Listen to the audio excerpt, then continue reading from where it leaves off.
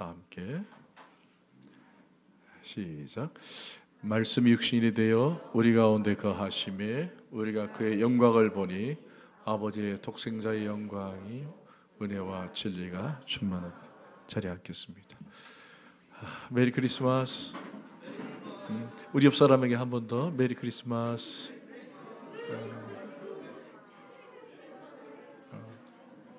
아까 저도 우리 기배형제 목소리 들어보셨어요? 메리 크리스마스 이러시더라고요. 아, 완전 산타 할아버지. 버터가 막. 오늘 특별히 우리 사랑하는 우리 한표진 집사님 가정이 미국에서 언제 오셨어요? 아, 그러셨구나. 우리 두 분을 환영하겠습니다. 축복합니다. 어디 이제 시차가 어느 정도? 오늘 또 이렇게 성탄절 맞이해서 어머님 뵈러 또 친지들 뵈러 이렇게 나오셨는데 한국에 있는 동안에 또 건강한 아마 건강 검진도 있는 걸로 알고 있습니다. 잘 받고 또 돌아갈 수 있도록 함께 기도 부탁드립니다. 우리 사랑하는 우리 이정희 집사님 가정이 오셨고요. 환영합니다. 집사님 축복합니다. 늘 보고 싶은 얼굴인데 가끔 보여줘서 좀 얄밉습니다. 제가 짝사랑하는 것 같아가지고. 그리고 제가 죄송해요. 지금 그 새가족 방문자 카드를 제가 못 받았는데 제가 이름을 기억을 못해요. 우리 원재 형제의 또 같은 직장 동료이고 또 우리 ESF 멤버이신 우리 자매님 저희 교회 때 함께 하셨습니다. 환영합니다.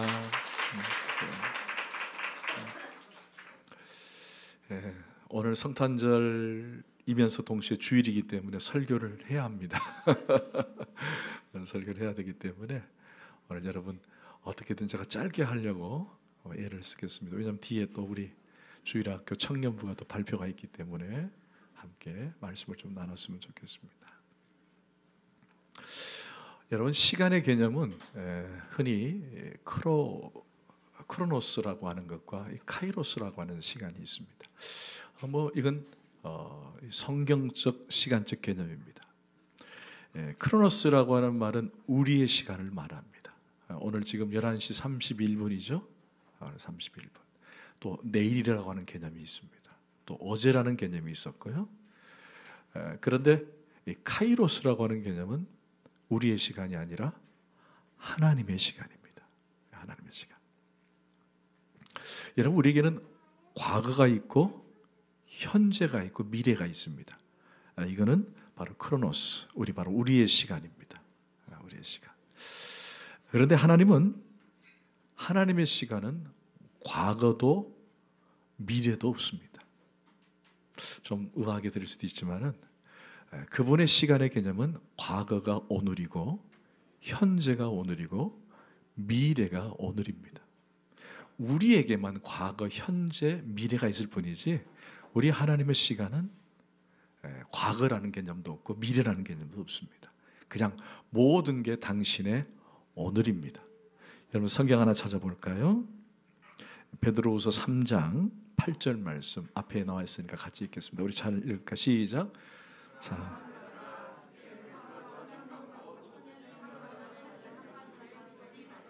아멘. 주께서는 천년이 하루 같고 하루가 천년 같다. 하나님은 과거의 하나님, 미래의 하나님, 현재의 하나님이 아니라 그냥 오늘의 하나님이세요.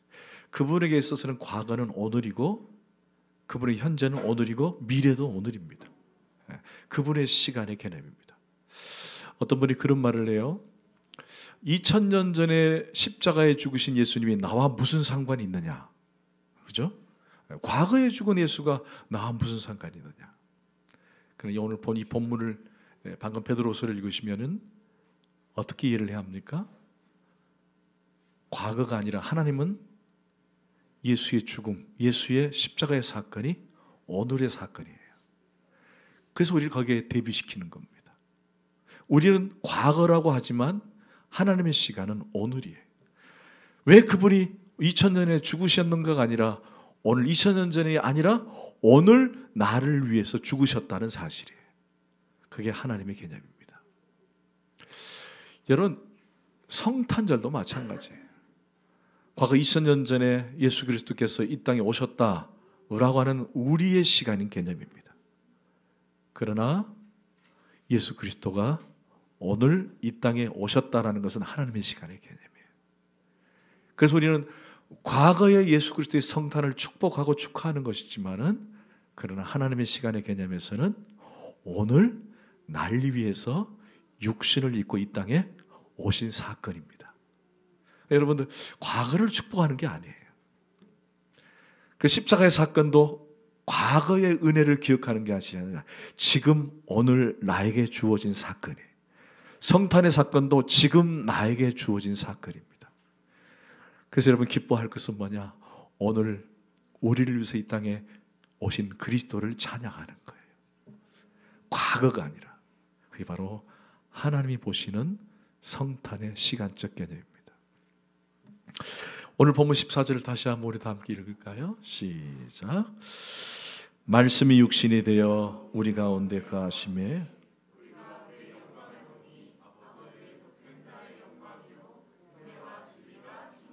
아멘. 어떻게 보면 이 말씀은요, 우리 기독교의 핵심 가치입니다. 말씀이 육신이 되어 우리 가운데 거하심에 우리가 그 영광을 보니 아버지의 독생자의 영광이요 은혜가 진리가 충만하더라. 성경을 이렇게 압축했다라고 한다면 저는 1장 14절을 성경의 압축본이라고 말할 수 있습니다. 그야말로 이 성경의 핵심 가치요, 어떻게 보면 가장 중요한 메시지다라고 하는 것입니다. 오늘 이 말씀이라는 단어는 여러분이 잘 아는 것처럼 로고스입니다. 로고스. 로고스라는 말은 일종의 철학적 용어이지만 이때 수신자들이 헬라 문화에 익숙했기 때문에 로고스라는 단어를 쓸 수밖에 없었어요. 그럼 결국 이 로고스는 뭘 의미하느냐? 바로 하나님을 의미하는 것입니다. 이때 당시에 많은 헬라인들 또는 로마인들에게 있어서 가장 중요한 천국으로 가는 가장 확실한 것은 철학이었습니다. 그래서 그 철학의 핵심의 위에 있는 것이 바로 로고스였는데, 그 로고스를 하나님으로 대체하는 말씀으로 표현한 거예요. 그런데 이 말씀이 어떻게 됐느냐? 육신을 입고 오셨다라는 사건입니다. 육신을 입고. 여러분, 어떤 종교도 이와 같은 내용은 없습니다. 인간이 태어나서 죽었다, 이런 내용은 있어요. 인간이 태어났다, 출생했다, 탄생했다. 물론 성탄절도 일종의 탄생이 되겠지만은, 그러나 오리지널 버전은 육신이 되었다라는 사건이에요. 육신이 되었다 또는 오심이 되는 것입니다. 여러분, 하나님께서 인간의 몸을 입고 오셨다라는 사실이에요. 하나님께서 여기 인간의 몸을 입고 오셨다, 말씀이 육신이 되었다라는 말은 The word becomes flesh입니다. 무슨 말이냐면은 그냥 단순하게 영적으로 오신 것이 아니라 뭘로 오셨느냐? 살덩어리로 오셨다는 거예요. 육체로 오셨다. 고깃덩어리, 일종의 고깃덩어리죠. 육체라는 것을 강조하는 겁니다. 이때 당시에는 그노시스즘이라고 하는 영지주의자들이 있었어요. 영은 신선하고 육은 악한 것이라고 생각했던 사람들이 있었습니다. 그 사람들에게 말씀하고 싶었던 거예요, 사도 요한이. 예수가 입고 온 육은 악한 것이 아니라는 거예요. 분명히 육신을 입고 오셨고, 그 육신을 입고 온 것이 바로 하나님이시고, 그 하나님은 영의 하나님이시다. 영과 육이 분리돼서 속과 성을 이야기하는 것이 아니라, 육신도 하나님의 영은 그리스도의 육신은 거룩한 것이다 라고 소개하는 거예요. 자, 그렇다면 왜 하나님은 말씀이 되어서, 말씀이 육신을 입고, 즉 몸뚱아리를 지닌 채 왜 이 땅에 오셔야만 했는가라고 하는 사실이에요. 성탄의 가장 중요한 의미는 하나님이 육신을 입고 이 땅에 오셨다는 사건이에요. 아멘. 그 사건 요즘은 이제 많이 조금 잠잠해졌지만은 코로나 이후에 여러분 성탄절 하면 제일 떠오르는 게 뭐예요? 선물 교환 또는 산타 할아버지, 그죠? 뭐 그게 생각입니다. 저는 우리 기독교인들이 팻말을 하나 들고 다니면서 크리스마스의 주인공은 예수님이다 하고 말을 해야 돼요. 크리스마스의 주인공은 산타 할아버지가 아닙니다. 그죠? 저는 그걸 했으면 좋겠어요. 성탄절의 주인공은 예수님입니다. 그 예수님이 육신을 입고 왔다는 거예요. 하나님이 육신을 입고 왔다.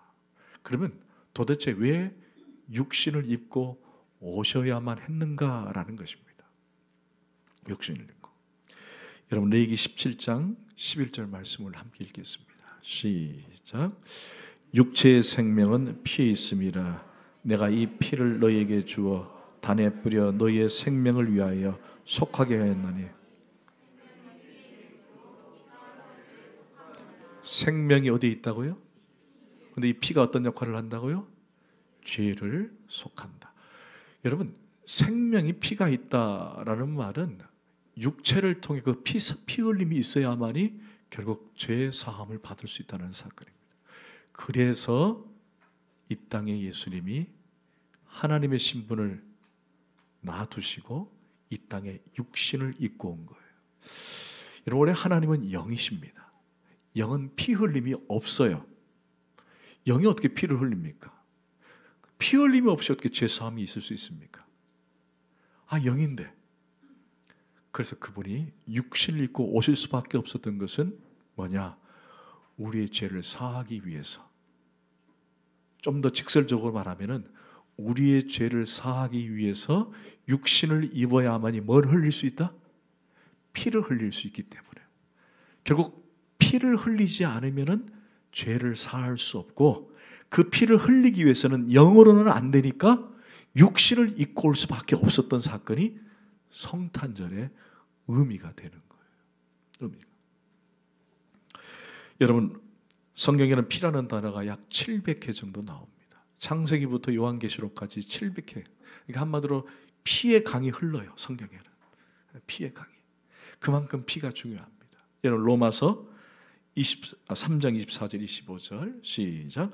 그리스도 예수 안에 있는 구속으로 말미암아 하나님의 은혜로 값없이 의롭다 하심을 얻은 자 되었으니라. 이 예수를 하나님이 그의 피로 인하여 믿음으로 말미암는 화목제물로. 아멘. 왜 하나님이 이 땅에 예수님을 보내셨을까? 왜 예수님은 영이신 하나님인데 왜 육신을 입고 오셔야만 했는가? 그것은 바로 우리의 죄 사함을 위해서. 그분이 육신을 입지 않으면은 피 흘림이 없고 그 피 흘림이 없이는 우리가 죄 사함을 받지 못하기 때문에. 그래서 성탄의 의미는 선물을 서로 나누고 기쁘고 즐거워하는 것도 있을 수 있겠지만, 그러나 왜 하나님이 육체의 옷을 입고 태어나야만 했는가? 그 본질적인 질문 앞에 우리는 이게 대답할 수 있어야 되는 거예요. 그분이 육신을 입고 오셔야만이 우리의 죄를 사할 수 있게 되었구나. 할렐루야. 이게 바로 은혜가 되는 것입니다. 여러분, 피 없이는 죄 사함을 받을 수 없습니다.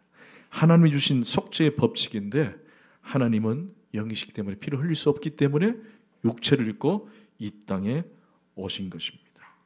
여러분, 이것을 잊어서는 안 됩니다. 이게 바로 성탄의 의미가 되는 것입니다. 여러분, 본문을 다시 한번 볼까요? 1장 14절.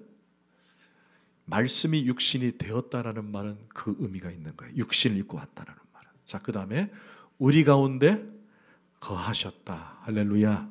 아멘. 이게 헬라어 말로 에스케노션이라고 얘기합니다. 이 말은 놀랍게도 천막을 치다라는 뜻이에요. 말씀이 육신되어 우리 가운데 천막을 쳤다. 표현이 좀 그렇죠? 근데 거하심에가 우리나라 번역상 원래 오리지널은 천막을 쳤다는 뜻이에요. 여러분, 천막을 친다는 말이 뭘까요? 천막을 친다. 저는 캠핑을 참 좋아하는데 캠핑 갈 기회가 많이 없어요. 오래전에 제가 이사를 못 가니까 텐트를 하나 사가지고 아내랑 함께 이곳저곳 다니면서 텐트 생활을 하려고 했는데 이게 바닥이 딱딱하다 그래가지고 한 번도 못 갔어요. 그래서 지금 그대로 있습니다. 언제가 혼자 한번 가야 되지 않겠나 싶습니다. 여러분, 텐트가 어떤 의미가 있어요? 천막이라는 텐트. 그 안에 들어가다라는 뜻이죠. 그 안에 들어가면 참 포근하고 좋아요.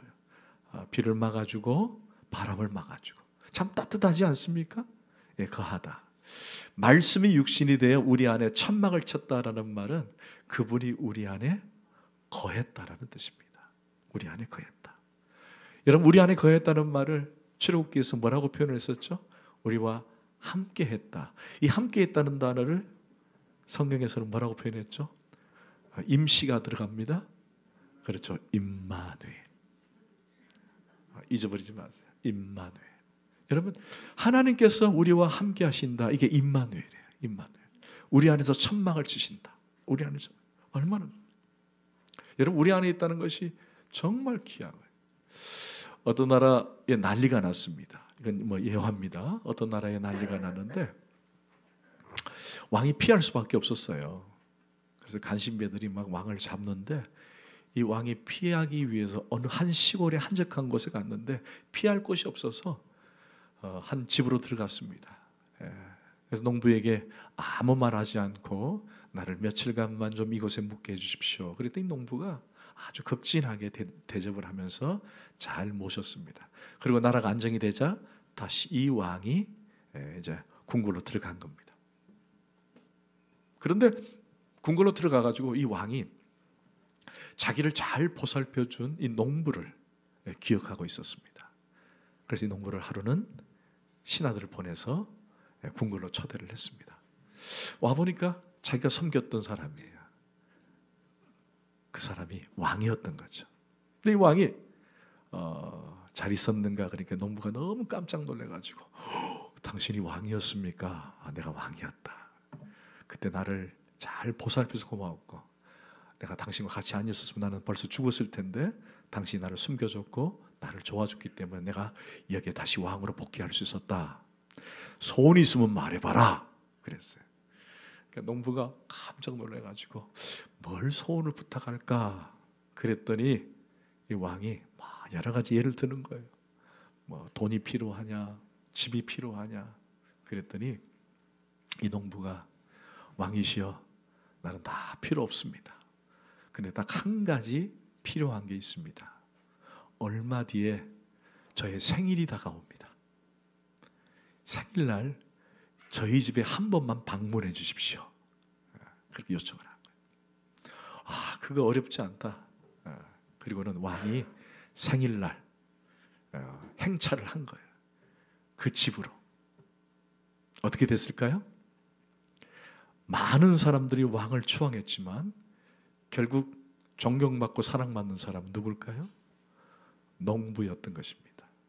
그 집에 누가 왔기 때문에? 왕이 왔기 때문에. 그 이후로 그 가문은 왕이 왕으로 인해서 아주 존귀하게 귀하게 대접받는 그런 농부가 되었다는 이야기가 있습니다. 여러분, 우리 안에 그리스도가 있다. 우리 안에 왕이신 그리스도가 있다. 그럼 누가 존귀하게 되는 거예요? 그렇죠. 내가 존귀하게 되는 거예요. 내가 존귀하게 되는 거예요. 그래서 사도 바울이 이런 고백을 했습니다. 내 안에 사시는 것은 그리스도라. 아멘. 그리스도가 내 안에 있으니까 내가 존귀한 거예요. 여러분 그 긍지를 가지세요. 제가 우리 주닮은 성도들에게 늘 강조하는 게 있어요. 내가 좀 부족합니다. 내가 없습니다. 나는 어떤 문제로 상처가 깊습니다. 나는 내가 어떤 문제로 열등감이 있습니다. 여러분 그것은요 그냥 우리의 생각이에요. 우리의 생각. 정말 성경 하나님 말씀 뭐라고 말하느냐? 너희 안에 거하심에 너희 안에 내가 함께 있고 내가 너희 안에 있다라는 사실이에요. 왕이신 하나님, 왕이신 그리스도가 내 안에 있다는 것, 내 안에 있다는 것, 그게 중요한 거예요. 그래서 내가 그리스도 때문에 존귀하게 되는 거예요. 여러분 열등감 가질 이유도 없고 상처를 받을 이유도 없는 거예요. 사랑하는 여러분, 전 여러분에게 도전합니다. 그리스도가 여러분 안에 계신 줄 믿습니다. 그럼 여러분은 존귀한 자예요. 존귀한 자입니다. 절대로 기죽지 마세요. 뭐 회사 나가면 기죽을 일도 많죠. 그죠? 친구들 오래간만에 만나면 남들은 이렇게 살았더라 저렇게 살았더라 괜히 기가 죽죠? 그런데 그리스도는 기죽을 이유가 없어요. 절대로. 목사님도 기죽을 일이 있을까 없을까요? 목사님도. 왜 없어요? 있죠. 네, 있죠. 근데 저는 기죽을 이유가 없어요. 한참 그럴 필요가 없어요. 여러분, 우리 안에 믿음의 확신이 있다면 왕이신 그리스도를 우리 안에 모시고 있기 때문에 기죽을 일이 없습니다. 여러분, 만약에 여러분 안에 빌 게이츠가 누군지 알죠? 여러분 컴퓨터 그 앞에 만든 MS 창업자 빌 게이츠가 여러분에게 100억을 주겠다는 것과 잘 선택하셔야 됩니다. 여러분과 함께 하겠다는 것 중에 선택을 한번 해보십시오. 100억을 주겠다는 거고 함께 하는 것. 지금 당장 100억이 중요하니까 100억을 선택한 분이 여기 아마 있을 수 있습니다. 근데 여러분 저한테 물어보세요. 제가 100억 중에 함께 하는 것 중 둘 중에 뭘 선택하겠습니까? 그렇죠. 저는 오히려 함께 하는 걸 선택하겠습니다. 함께 하면 내 마음대로 빌 게이츠와 함께 있으니까 얼마나 좋아요?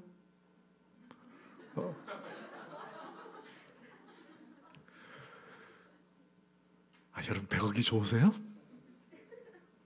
좋죠. 근데 정답은 함께 하는 겁니다. 그런데 여러분, 빌 게이츠가 여러분을 알아요? 알아요? 몰라요? 여러분은 아는지 모르지만 빌 게이츠는 여러분 몰라요. 그분이 100억을 줄 일도 없고 여러분과 함께 할 일도 없어요. 괜히 꿈 깨세요. 그런데 누가복음 12장 7절 말씀 시작. 너희에게는 심지어 머리까지도 다 세신 바 되었나.